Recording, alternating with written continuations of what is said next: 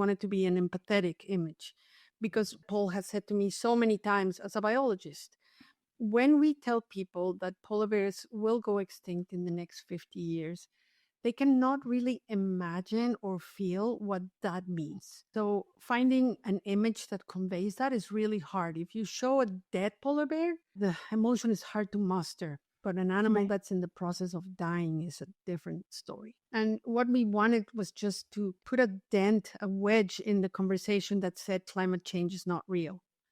Say Mm. that it's real and this is the consequence as we see the beginning of the effects, and this is what it looks like.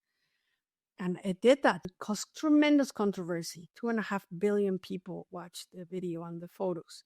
It became Time Magazine's top 10 images of the year, Right. blah, blah. And it stirred a lot of controversy.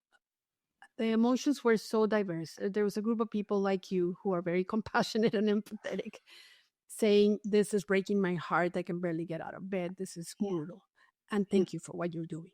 And then there was a second group of people more disconnected that were wondering, why didn't we do more? Why didn't we feed the bear?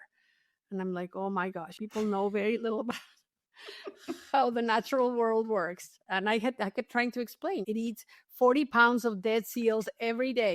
There's nothing I can do to feed it. And then there was a third group of people, Jennifer, and those were the climate deniers. And they took a few days to come out, but when they did, they were very organized. They had experts, especially a professor at University of Victoria that called herself an expert in polar bears.